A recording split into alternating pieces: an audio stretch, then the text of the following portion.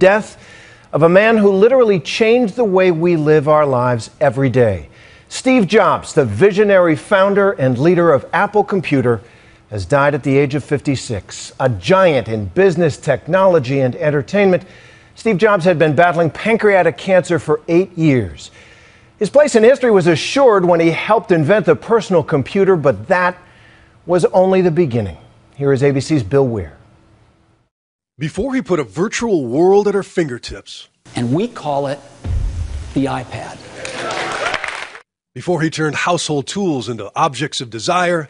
Today, Apple is going to reinvent the phone.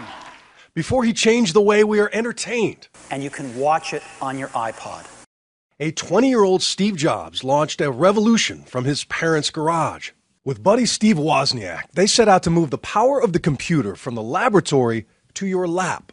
The penalty for failure for going and trying to start a company in this valley is non-existent. And his brimming confidence was validated when they launched the Macintosh. We worked hard, and in 10 years, Apple had grown from just the two of us in a garage into a $2 billion company with over 4,000 employees.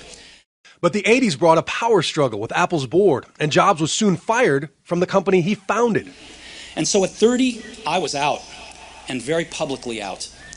What had been the focus of my entire adult life was gone, and it was devastating. But he did not wallow, and in his 30s he met his wife, started another computer company called Next, and took over Pixar, changing animation forever. My name is Woody, and this is Andy's room. In '96, Apple bought Next, and soon Jobs was back in charge, leading a digital renaissance. After his return, Apple stock soared more than 7,000%, turning that garage startup into one of the most valuable companies in history. And in a valley of geniuses, his myth grew into Thomas Edison meets Willy Wonka proportions, building anticipation for invention shrouded in secrecy. Are you using that currently as your phone? I haven't been able to because I can't take it out in public. While keeping his life fiercely under wraps. Not even his board knew of his pancreatic cancer. I just wanted to mention this.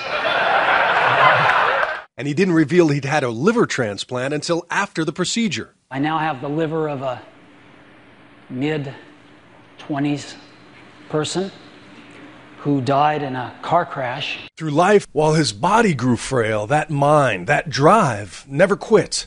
A standing ovation welcomed his surprise appearance at the spring launch of the iPad 2. But then came this letter in August. I've always said that if there ever came a day when I could no longer meet my duties, I would be the first to let you know, he wrote. Unfortunately, that day has come. Here was a man who'd peered into the future, seeing how we'd work and play 20 years before we'd ever hold the proof. Everything will be portable. People want large color screens that they can put photographs on. People want motion video. And when the body began to fail, he was driven anew by the clock and that burning need to build something great.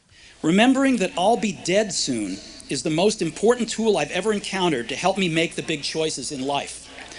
Because almost everything, all external expectations, all pride, all fear of embarrassment or failure, these things just fall away in the face of death, leaving only what is truly important.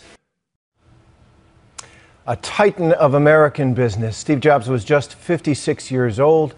He leaves behind a wife and 4 children. And just minutes ago, Apple's board of directors issued a statement saying, in part, Steve's brilliance, passion, and energy were the source of countless innovations that enrich and improve all of our lives.